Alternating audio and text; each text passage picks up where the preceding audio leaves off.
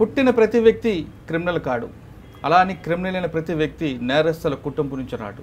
జైలుకు వెళ్ళిన తర్వాత అక్కడ తాము చేసిన తప్పు తెలుసుకొని బయటికి వచ్చిన వారిని పరిచయం చేసి ఈ కార్యక్రమంలో ఈ వారం మన గెస్ట్ రాజేందర్.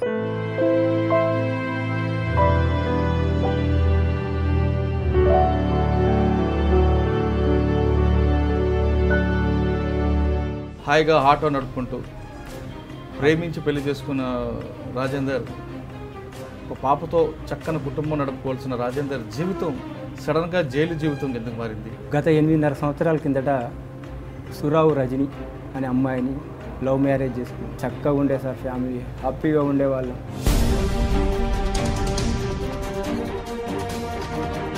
ప్రేమించావు, అమ్మాయిని తీసుకొచ్చి నీ కష్టంతో చదివించుకున్నావు, పాప పుట్టింది, ఒక మంచి జీవితం వెళ్తున్న రాజేందర్ ఫ్యామిలీ ఆ అమ్మాయి ఎందుకు సూసైడ్ చేసుకోవాల్సి వచ్చింది? రాదు, నీ భార్యనే ఏమన్నావా, చనిపోయింది నీ భార్య అంటే నాకు భయం అవుతుంది. ఏం జరిగింది అసలు, ఇట్లా ఎందుకు చనిపోయిందని.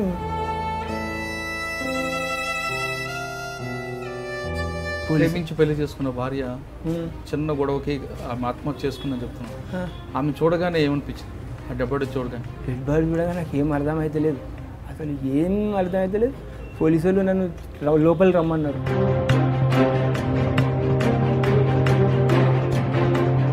ఆ మరునాడే చనిపోయిన మరునాడు ఎస్ఐ దగ్గర పోయినా, సార్ నా భార్య డెడ్ బాడీ నాకు అప్ప చెప్పాను సార్ అంటే,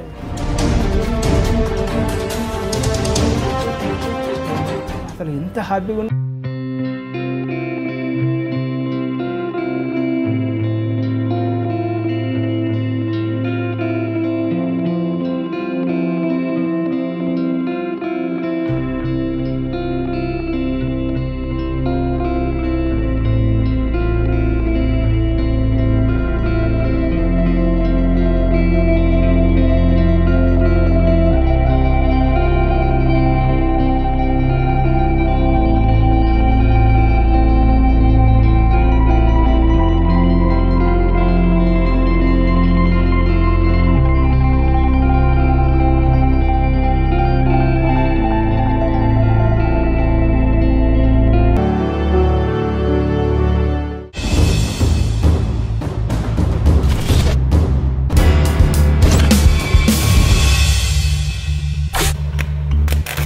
వెల్కమ్ టు క్రైమ్ కన్ఫెషన్. పుట్టిన ప్రతి వ్యక్తి క్రిమినల్ కాడు. అలా అని క్రిమినల్ అయిన ప్రతి వ్యక్తి నేరస్తుల కుటుంబం నుంచి రాడు.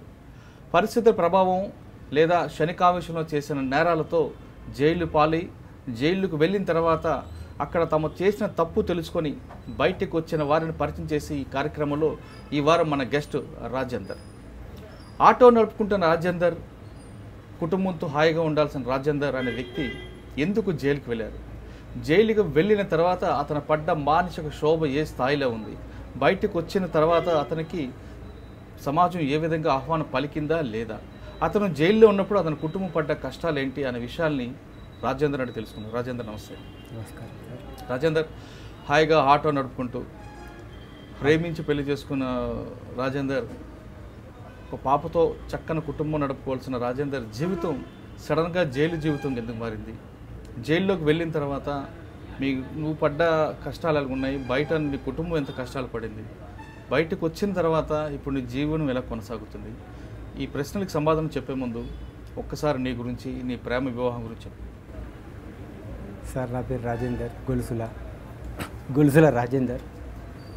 మాది కాకర్లపల్లె, రేగొండ మండలం, భూపాలపల్లి జిల్లా. గత 8.5 సంవత్సరాల కిందట సురావు రజని అనే అమ్మాయిని లవ్ మ్యారేజ్ చేసుకున్నాను. ఆ అమ్మాయి చదువుకుంటా అంది సార్. చదువుకుంటా అంటే నేను వరంగల్కి వచ్చేసిన. అమ్మాయి ఏం చదువుకుంటా అంటే ఇంటర్మీడియట్ అయిపోయింది అమ్మాయిది. చదువుకుంటా అంటే ఇక్కడ ఎంసెట్కు ప్రిపేర్ చేసింది. ఎంసెట్ రాసింది, 13,000 ర్యాంక్ వచ్చింది సార్. అగ్రికల్చర్ వచ్చేది, ఏదో పొరపాట్ల మిస్ అయిపోయింది. నెక్స్ట్ వచ్చేసి అమ్మాయిది ఫార్మసీ సీటు కన్ఫామ్ అయిపోయింది. ఇక్కడే వరంగల్లో చాలా పద్మావతి కాలేజీలో వచ్చేసింది. కానీ నేను కష్టపడ్డప్పుడు అమ్మాయి నేను ఏం డబ్బులు తీసుకురాలేదు, ఇద్దరమే వచ్చేసాం. కానీ అమ్మాయిని చదివేయాలని కాన్సెప్ట్ నాకుంది, ఆమెకు చదవాలనే కసి ఆమెకు ఉంది, కానీ డబ్బులు లేవు నా దగ్గర. అప్పుడు ఆ అమ్మాయి చదువుకుంటా అంటుంది. ఎలా ఇక నాకు ఒకటే, వేరే ఎక్కడ జీతం ఉన్నా 4,000 5,000 ఇస్తా అంటారు. మీ ఇద్దరు పరిచయం ఎలాగా? పరిచయం అంటే ఇంటి పక్క పంట అమ్మాయే చూసేవాడిని. రోజు అమ్మాయి అడిగింది నన్ను, రాజు నన్ను పెళ్లి చేసుకుంటావా అని. కానీ అమ్మాయి అప్పుడు మైనర్, పెళ్లి చేసుకోకూడదని చేసుకోలేదు. మేజర్ అయినాక అదే అమ్మాయిని పోలీస్ స్టేషన్లో పెళ్లి చేసుకున్నాం. తల్లిదండ్రులకి అందరూ దూరం అయిపోయారు. మేము వచ్చి ఇక్కడ బతకాలని వరంగల్లో బ్రతుకుతున్నాం. అమ్మాయి చదువుకుంటా అంటే కాలేజీకి రోజు వెళ్ళేది. నేనే ఇప్పుడు అంటర్ రోడ్లో బైపాస్లో అమ్మాయి చదువుకునేది. ఆ రూట్కు బస్సులు ఉండేవి సార్. అసలే బస్సులు లేకపోతే రోజు పోయి రావడం ఇబ్బంది అయ్యేది అమ్మాయికి. ఈ ఆటో నాకు ఉండేది. ఆ ఆటోనే నేను స్టార్ట్ చేసి రోజు వాడికి పోయి రావాలంటే నాకు కూడా ఇబ్బంది ఉండేది. అమ్మాయి చదువుకుంటా అంటే డబ్బులు నా దగ్గర లేకుండా ఉండే. నేను అప్పుడు ఏం చేయాలి అని అర్థం కాక ఈ అమ్మాయి వాళ్ళ ఫ్రెండ్స్ వాళ్ళందరూ కాలేజీకి వెళ్తారు, రజని నేను ఆటో నడుపుతా అని ఆ అమ్మాయికి చెప్పిన. ఎట్లా నాకు అప్పుడే యాక్సిడెంట్ అయింది, కాలుకు దెబ్బ తాకింది. దెబ్బ తాకగానే వద్దు రాజు నేను చదువుకోనంటే నువ్వు చదువుకోవాలని నేను అన్నా. ఈ అమ్మాయికి డబ్బులు స్టార్టింగ్లో 40,000 కట్టాలి సార్. నా దగ్గర డబ్బులు లేకపోతే ఒకరోజు కాలేజీకి వెళ్ళింది. నా ఏరియాలో నా భార్య వచ్చే ఏరియాలో ఒక 6 అమ్మాయిలు ఉండేది. రాజు గిడ 6 అమ్మాయిలు ఉన్నారు, రోజు మమ్మల్ని కాలేజీ తీసుకురా, ఆ డబ్బులు ఏదో వాళ్ళే ఇస్తారని అన్నారు. అంటే వాళ్ళకు నెలకు 8,000, సంవత్సరానికి 8,000 బస్ ఫీజు. ఆ 8,000 నాకు ఇస్తే నేను అమ్మాయి ఫీజు కాలేజీలో కట్టేసుకున్నా. చక్కగా ఉండే సార్, ఫ్యామిలీ హ్యాపీగా ఉండేవాళ్ళం. ఈ అమ్మాయిని పొద్దుగాల మార్నింగ్ 6 గంటలకు రెడీ చేసుకొని కాలేజీ తీసుకెళ్ళి వచ్చేవాడిని. డైలీ అదే నాకు ఉండేది. కానీ సడన్లీగా ఈ అమ్మాయి సూసైడ్ చేసుకుని చనిపోయింది సార్. సూసైడ్ ముందు పాప పిల్లలు ఉన్నారు. పాప రీసెంట్లీగా నా కేసు అయి ఇప్పుడు 1.5 year అవుతుంది. పాప పుట్టాక సూసైడ్ పుట్టినాక అమ్మాయిది ఫార్మసీ అయిపోయింది. మళ్ళీ గ్రూప్ 2 అది ఒక 6 నెలలు అట్లా చదువుకుంది. మళ్ళీ కంప్యూటర్ కోచింగ్ ఒక 3 నెలలు చదువుకుంది. ఇక తీరా టైంలో అమ్మాయి నా చేతికి వచ్చింది. బాగుండే లైఫ్లో చనిపోవట్లా. నాకు ఇక ఏం అర్థం కాలే ఇట్లెందుకు జరిగింది అని. అంటే దానికి కారణాలు ఇక వేరే ఉన్నాయి సార్, వాళ్ళే అన్నీ. అంటే సూసైడ్ ఎందుకు చేసుకుంది? ఇద్దరు చెప్తున్నావు హాయిగా ప్రేమించావు, అమ్మాయిని తీసుకొచ్చి నీ కష్టంతో చదివించుకున్నావు, అవును, పాప పుట్టింది, ఒక మంచి జీవితం వెళ్తున్న రాజేందర్ ఫ్యామిలీ ఆ అమ్మాయి ఎందుకు సూసైడ్ చేసుకోవాల్సి వచ్చింది? వాళ్ళు నా దగ్గరికి రాలేదు సార్. పెళ్ళైన కంచెల్లి నా భార్య డెలివరీ అయినప్పుడు కూడా రాలేదు నా దగ్గరికి. మా భార్యకు డెలివరీ నేనే చేసుకున్నా సార్. ఆ పాపకు 10 రోజుల పాపకు నేనే స్నానం చేయించుకొని, నా భార్యకు నేనే స్నానం చేయించుకునేవాడిని.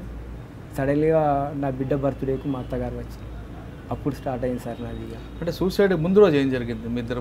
ముందు రోజు ఏమైందనంటే అమ్మాయి హైదరాబాద్కి వెళ్తా అంది. హైదరాబాద్కి వద్దు రజని, ఇప్పుడు పోయే కాన్సెప్ట్ ఎక్కడిది హైదరాబాద్కు, వద్దు అని నేనన్నా. నేను వెళ్తా అన్నది. వద్దు అని అన్నలే. ఆ రోజు మా బాంబర్ది గారు మా ఇంటికి వచ్చిండు. ఏది నా భార్య వాళ్ళ చిన్న బాబు కొడుకు, వాడికి ఒక 1000 రూపాయలు ఇవ్వాలంటే వాడికి ఇచ్చేసినాక ఆ రోజు నేను మా మామగారి దగ్గరికి వెళ్ళాలి. ఎందుకంటే మాకు డబ్బులు రావాలి మా మామగారి దగ్గర నుంచి. నేను పోయి అడిగి నా భార్యను ఎందుకు ఇట్లా ఇబ్బందులు అయిపోతాను, మీరు ఇదేంది అని తెలుసుకోవడానికి నేను కాకర్లపల్లికి వెళ్దామని నేను రెడీ అయినా. ఆ రోజు నా బిడ్డ సండే రోజు, ఆ రోజు నా బిడ్డ నాన్న నేను కూడా వస్తానండి అన్నలే. మా బాంబర్ది ఏమన్నాడు, బాగా తీసుకొని పోదాంపా అని మా బాంబర్ది అన్నాడు. ఇక అంతకుముందు ఒక చిన్న గొడవ ఏంది అన్నట్టు, వద్దు ఏందమ్మా ఈ లేనిపోయిన టెన్షన్లు నీకెందుకు, వద్దంట అంటే మీ అన్న పెళ్ళి చేయమన్నావు, మీ చెల్లె పెళ్ళి చేయమన్నావు, 2 పెళ్ళిళ్ళు చేసిన, ఇప్పుడు లేనిపోయిన రిస్క్లో పడుతుంది, వద్దు అని చెప్తే వినకుండా వాళ్ళకి డబ్బులు పెట్టిద్దివి, నీ హెల్త్ ఏంది, ఊరికే గుండె నొప్పి వస్తుంది అని అంటివి. ఇవన్నీ తీసుకుపోవడం చిన్న డిస్కషన్ జరిగింది సార్. అమ్మాయి చాలా సెన్సిటివ్. నేను ఇక్కడి నుంచి వెళ్ళి మా బాంబరి నేను మా బిడ్డ ముగ్గురం వెళ్ళిపోయినాక ఇక మా మావ దగ్గరికి వెళ్ళిపోయినా. లేనిపోని దాని ఫైనాన్షియల్ ఎందుకు ఇరికిచ్చిళ్ళు, అది టెన్షన్ పడుతుంది. ఒక్కరోజు కూడా ఏంది అని అడగకపోతుంది, అది భయపడుతుంది అని వాళ్ళకి చెప్తానా. నా వెంబడి వచ్చిన మా బాంబర్ది బాబా అక్కకు ఒకసారి ఫోన్ చేయమన్నాడు. చేయరా నంబర్ కానీ ఫోన్ ఇచ్చేసిన. వాడు ఫోన్ చేసాడు, లేపుతలేదు బాబా అన్నాడు. ఎందుకు లేపుతలేదురా అంటే పడుకోవచ్చు తీరా అని నేను మా భార్యను నేను ఇది చనిపోతా అనే ఆలోచన లేదు. పడుకోవచ్చు తీరా ఇప్పుడు లేపకు దాన్ని, మళ్ళీ నా బిడ్డ ఉంది కదా టెన్షన్ పడుతుంది, కొంచెం అయినాక చేయరా అంటే అసలే ఫోన్ లేపుతలేదు. లేపకపోయే వరకు నాకు ఇక 6 అవుతుంది సాయంత్రం. ఆ పక్కపొంటి వాళ్ళు నాకు చాలా దగ్గర ఉండే, అక్క మా ఇంటిపై మా రజనికి ఒకసారి ఫోన్ ఇవ్వమని నేను అన్నా. వాళ్ళ ఇంటికి వెళ్ళిపోయే వరకు కథ వాళ్ళు ఏడ్చాలి. ఏం జరిగింది అక్క, ఏం జరిగిందంటే వాళ్ళు ఏడ్చుడుతోటే మళ్ళీ తర్వాత నా కాల్ బ్యాక్ వస్తాను. ఇక రాదు నీ భార్యను ఏమన్నావా, చనిపోయింది నీ భార్య అంటే నాకు భయం అవుతుంది. ఏం జరిగింది అసలు, గిట్లెందుకు చనిపోయిందని అనుకుంటున్నాను. నా వెంబడి మా బాంబార్ది, ఇంకొక బాంబార్ది, మా సడ్డకుడు, ముగ్గురం ఆటోలో మా బాంబార్ది ఆటో నడుపుతాను. నాకు వెనక ఇక నాకు మైండ్ ఖరాబ్ అవుతుంది, ఏం అర్థమవుతలేదు నాకు, ఇట్లెందుకు చేసింది అని. ఇక నేను అలాగే వెళ్ళిపోతానా. ఇంటికి వెళ్ళిపోయే వరకు ఆమె చూడగానే నాకు ఇక అసలు ఏమో అది అయితే లేదు. ప్రేమించి పెళ్లి చేసుకున్న భార్య చిన్న గొడవకి ఆమె ఆత్మహత్య చేసుకుందని చెప్తున్నా. ఆమె చూడగానే ఏమనిపించింది, ఆ డెడ్ బాడీ చూడగానే? డెడ్ బాడీ చూడగానే నాకు ఏం అర్థమైతే లేదు, అసలు ఏం అర్థమైతే లేదు. పోలీసు వాళ్ళు నన్ను లోపలికి రమ్మన్నారు. అరే చూడురా ఒకసారి అని అంటే మేడంతా నల్లగా ఉంది, ఇట్లా చెయ్యి పెట్టి ఇట్లా అందామనుకునే వరకు ఆ ఎస్ఐ ఏంద్రా టచ్ చేస్తాను చంపిపోయావా అన్నాడు. నాకు కోపం. ఇక నా భార్య ఎంత మంచిగా చదువుకున్నా, ఈ పక్కపొంటి వాళ్ళు ఎవరిని అడుగు, అసలు గొడవలేని ఇట్లల్లో అసలు చంపినామని అంటాను ఏందని ఆయన మీకు సీరియస్ అయిపోయిన వాళ్ళే రాంగ మా బాంబారి నాకేం చేసిండు. ఇక ఆ టెన్షన్కి ఇంత మంది తాగిచ్చిండు నాకు. బయట వాడిని పండబెట్టుల్లి, వాడు వింటలేడు, వాని భార్య పోయిన సైకోలో వాడు డిప్రెషన్కి వెళ్ళిపోయినట్టున్నదని ఎస్ఐ అన్నాడు. పాప ఆయన ఏం దెబ్బ కూడా కొట్టలే. బయటికి రాగానే మా బాంబారి దాంబడి ఉండి మా చెల్లె తొందరపడింది కానీ మా బాంబారిది అన్నాడు, మా బావ దేవుడు అని వాడన్నాడు. మా అత్తగారు అందరూ ఫుల్గా నాకే ఉండే, మా బిడ్డ తొందరపడ్డది అన్న మనసులో. మర్నాడు 10:30కు గతం మా విలేజ్ నుంచి ఇక రాజకీయం స్టాప్. ఎవరు, నా భార్య వాళ్ళ మేనమావులు. వాళ్ళ అచ్చుడు నువ్వు వాడి మీద కేసు పెట్టావా అని వాళ్ళను అన్నాడు. ఇక వాళ్ళు నా మీద స్టేషన్ పోయి డిమాండ్ చేసారు సార్ నన్ను. ఏమని, ఒక 5 లక్షలు కావాలి, కేసు పెట్టే ముందు ఏమైనా మాట్లాడుకునేది ఉందా అని అన్నారు. దేనికి అని అంటే కన్నందుకు తల్లిదండ్రులకు 5 లక్షలు ఏమని అడిగింది సార్. కన్నందుకు ఎందుకు ఇస్తాను నేను, నా బిడ్డ ఉంది, నాకు ఎంత భూమి ఉందో నా బిడ్డ పేరు మీద రాసుకుంటా, కానీ తల్లిదండ్రులకు నేను ఎందుకు ఇస్తా, నేనన్నా. అయితే వీళ్ళు కేసు పెడతారట. పెట్టుకొని నేను తప్పు చేసి నా భార్యకు చావు కారణమైతే నేను శిక్ష అనుభవించాలి. ఆమె ఎలా చనిపోయిందో అసలు అది తలుసుకుంటే బాధ అనిపిస్తుంది. ఆమెకు చావు కారణం నేనైతే ఖచ్చితంగా నేను శిక్ష అనుభవించాలి. చలో మీరు కేసే పెట్టుకోండి, ఆ తర్వాత నేను గెలుస్తా, లేకపోతే శిక్ష పడితే అనుభవించాలి తప్పదు అని ఫిక్స్ అయి ఉన్నా. ఆ మరునాడే చనిపోయిన మరునాడు ఎస్ఐ దగ్గర పోయినా. సార్ నా భార్య డెడ్ బాడీ నాకు చెప్పండి సార్ అంటే, వీడు అంత సైకో అయిపోయాడు, విలేజ్లో పోతే గొడవలు అయితే ఏమనుకున్నాడో. ఇక సడన్లీ బాబు ఇవాళ నైటు ఇంటికి అది వేరే బినామీ మీద తీసుకొని వెళ్ళిపోయాడు. బాబు పొద్దుగాల 4 గంటలకు రారా, నువ్వు వస్తే నువ్వు పోయి సంతకం పెడితే పోస్ట్ మార్టం రిపోర్ట్ రాదురా, నువ్వు ఉండగానే చేస్తారా అంటే, ఆ సరిలా నేను అనుకుంటా స్టేషన్కి వెళ్ళిపోయినా నడుచుకుంటూ. సార్ లేవో ముందుకు పోయి స్టేషన్లో కూర్చోగానే వచ్చినవారా బాబు అంటే వచ్చిన. 9 అవుతుంది, టిఫిన్ చేయమంటే నాకు టిఫిన్ ఏడ తింటాను. నా భార్య అసలు ఇంతవరకు చూడలే, ఒక నైట్ చూసిన మళ్ళీ చూడలే నేను. మళ్ళీ వెళ్ళిపోవాలి, నా చూడాలి కనీసం అనే ఆకృతితో ఉన్న. ఎస్ఐ ఏం చేసిండు, 1 2 గంటలు 4 అవుతుంది, నన్ను మెడికల్ చెకప్ పంపిస్తాను, నాతో సిగ్నేచర్లు పెడతాను.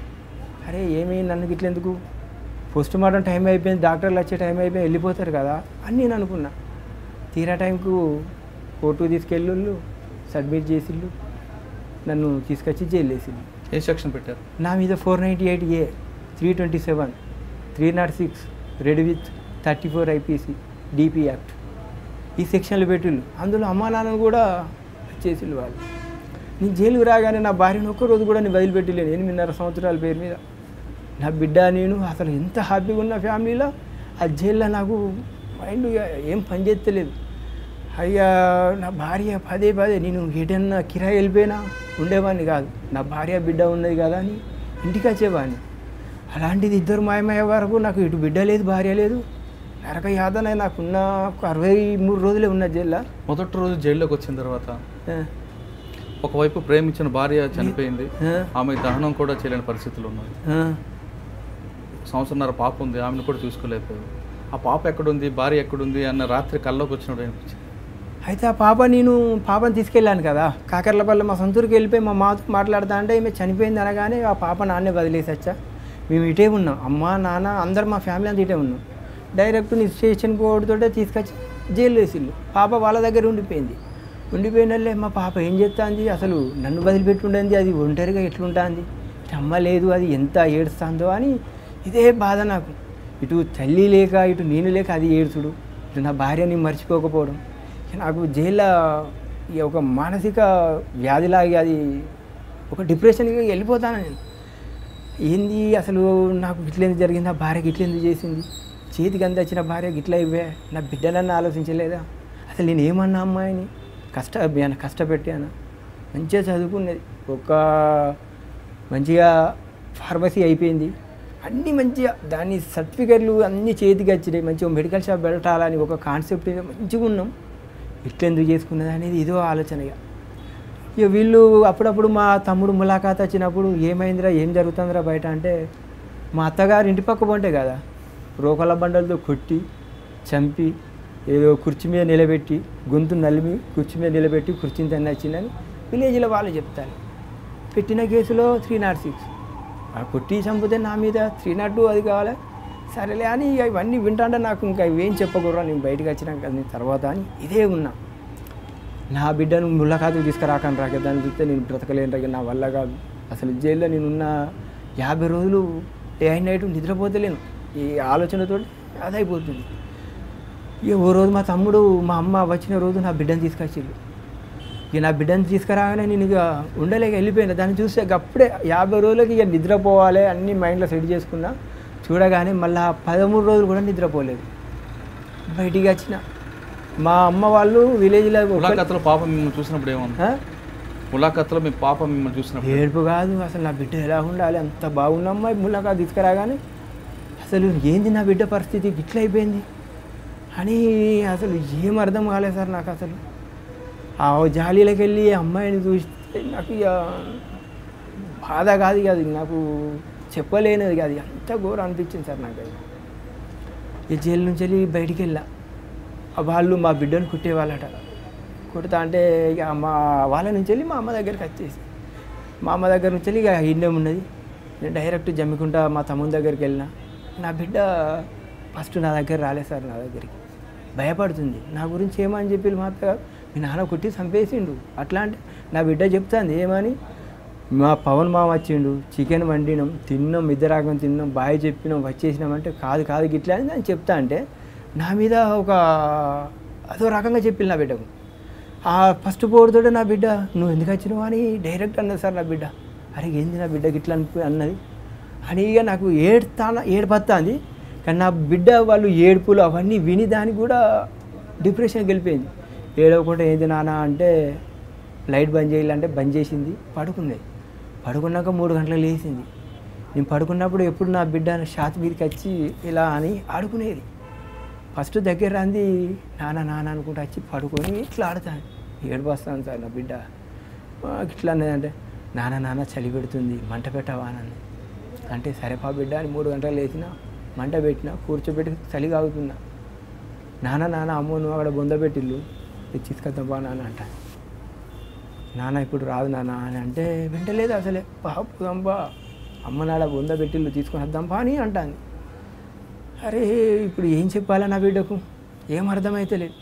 సరే అమ్మ కాలేజీ పోయి కొంచెం వెనక మళ్ళీ 1 గంట తర్వాత నాన్న అమ్మకు ఫోన్ చేయి కాలేజీ పోయి తీసుకొద్దాంపా, అమ్మకు ఫోన్ చేసి మాట్లాడు నాన్న అంటే ఏడుంది అమ్మ, లేదు నాన్న ఎటో వెళ్ళిపోయింది కాలేజీకి వెళ్ళిపోయింది అని 1 రోజు అబద్ధం ఆడిన, 2 రోజులు అబద్ధం ఆడిన. అసలు ఇక ఏం లేదు, ఇక తనకు ఏం చెప్పాలని అర్థమైతే లేదు. ఈ అమ్మాయిని తీసుకొస్తే నాన్న ఇక్కడనే కదా కాలేజ్ అమ్మది, ఇక్కడే కదా నాకు అక్షరాభ్యాసం చేసేది, మన ఇంటికి పోంపా నాన్న ఈడవద్దు నాన్న అంటే ఎక్కడ తీసుకెళ్ళాలి, నా ఇంటికి వెళ్ళాలంటే ఆ ఇల్లుని చూస్తే నాకు భయం అవుతుంది. నా భార్య ఓకే ఇక గుర్తుకొస్తుంది. ఏమి అర్థం కాక ఇక కొంచెం ఒక 70-80 రోజులల్లో కొంచెం మార్పు అనేది వస్తుంది. కానీ నా బిడ్డ చెప్పట్లేదు. ఇక అదే నాకు చెప్తాను నాన్న మనకు అమ్మ మోసం చేసింది కదా, పిచ్చిది గిట్ల ఎందుకు చేసింది నాన్న, ఏమన్నాం నాన్న ఆ రోజు మనం అన్నం తిన్నాం వెళ్ళిపోయినాం అని ఇదే అంటుంది. అందువల్లే ఇక ఏం చెప్పాలి నా బిడ్డ కాదు, నాకే ధైర్యం చెప్తాను. ఇంకా నేను కుమిలి చచ్చిపోతాను. దాన్ని చూస్తా అంటే మంచిగా ఉండే అమ్మాయి అసలు ఇట్లా అది ఎందుకు అయిపోయిందనే ఇదో బాధ. ఇక నా మీద అప్పుడు బెయిల్ మీద రాగానే కండిషన్ బెయిల్ ఉండే. కండిషన్ బెయిల్ మీద జమ్మిగుంట నుంచి వెళ్ళి గీసుకుంటకి వెళ్ళాలి సార్. నా బిడ్డగా నేను వెళ్ళిపోయినా ఇక నా దగ్గరకు వచ్చేసింది కదా, ఇక నన్ను వదిలిపెడతలేదు నా బిడ్డ. నేను కూడా వస్తాపా అని ఎస్ఐ దగ్గరికి వెళ్ళిపోయినా ఏవాళ్ళరా అంటే నా బిడ్డ సార్ అని అంటే ఓకే రా అనేది. ఇక నేను నా బయటికి వచ్చినాక నేను బ్రతక అనే ఒక కాన్సెప్ట్ ఉండే.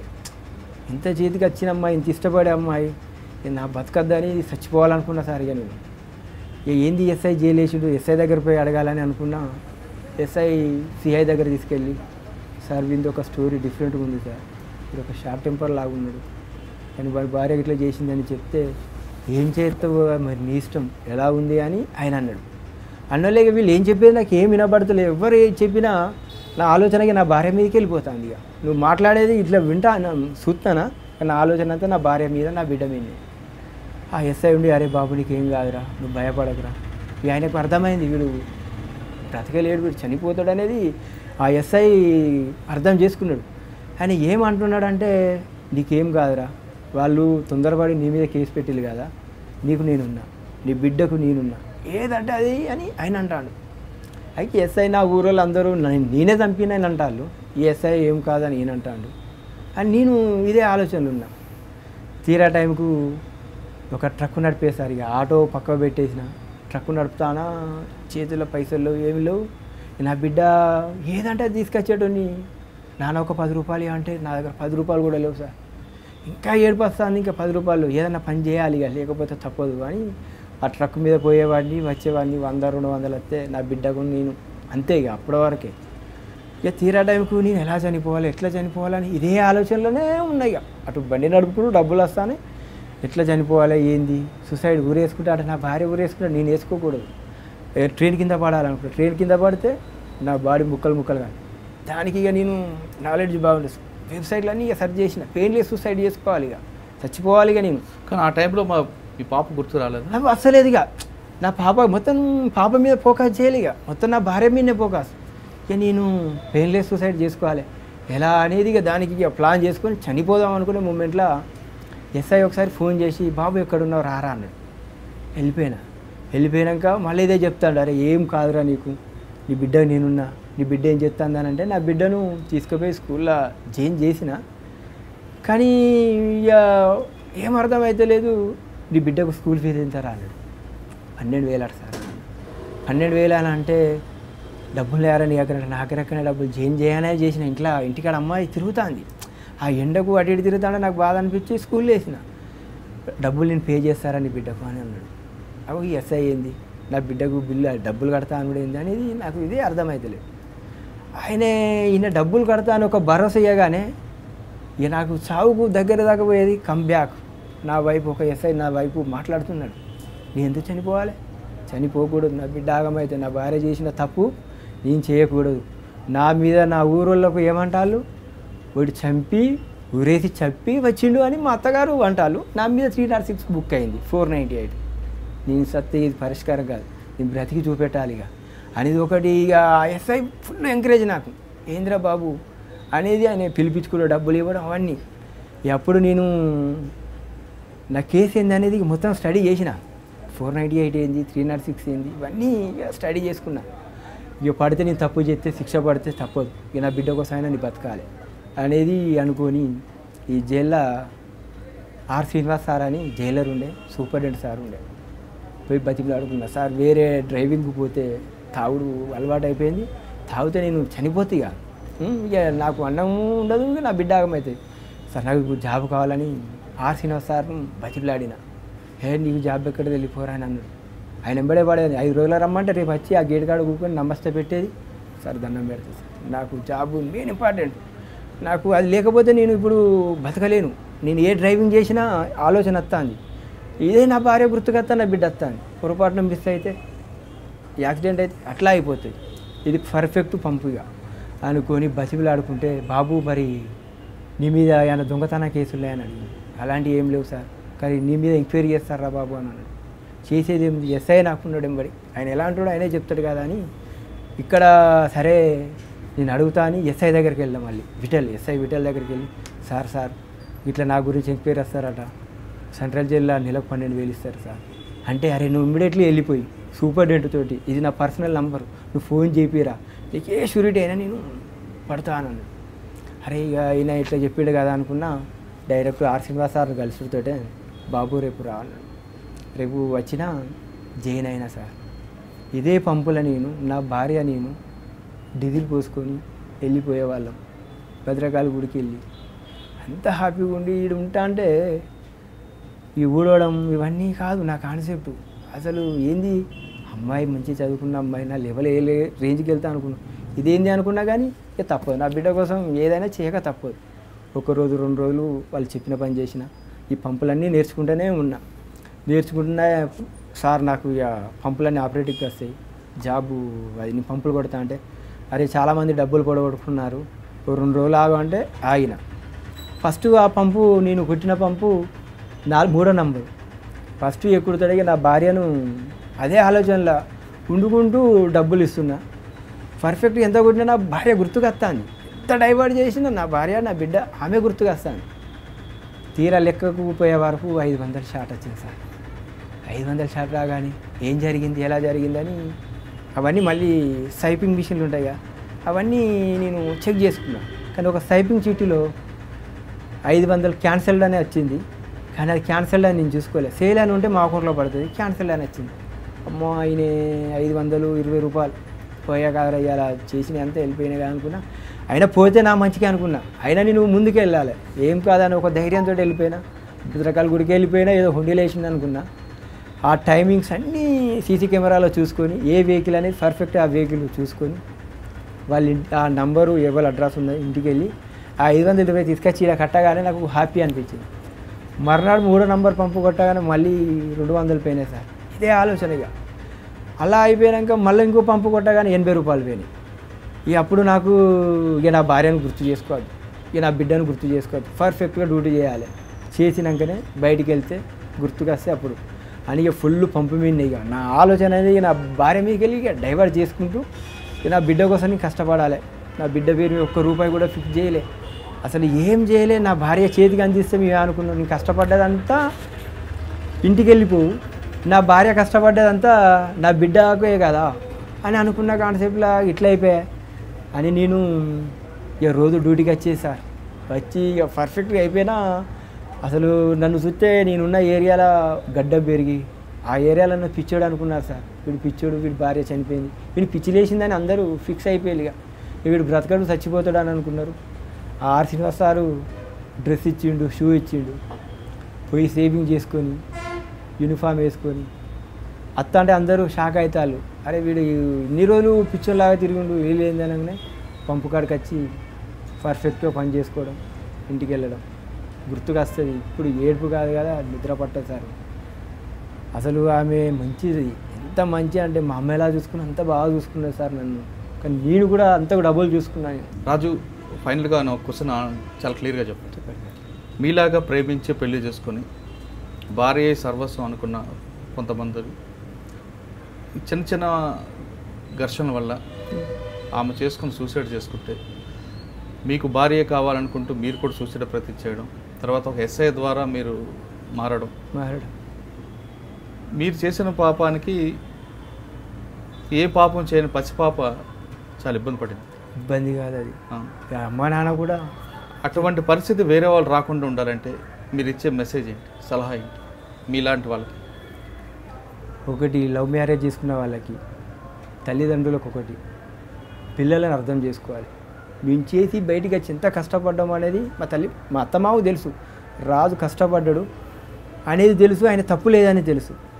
తెలిసి ఈ రోజులల్లా ఇరికిచ్చులు కానీ తల్లిదండ్రులు సపోర్ట్, వాళ్ళు కొంచెం సపోర్ట్ చేసి ఉంటే ఈ రోజుల్లో నా భార్య చనిపోకపోవు సార్. కానీ వాళ్ళు నాకు సాయం చేయకుండా మంచిది, రూపాయి ఇవ్వకుండా మంచిది. కానీ నా భార్యను ఫైనాన్స్లో గుంజడం వల్లనే చనిపోయింది. అలా చేయకపోతే నా భార్య బాగుండే సార్.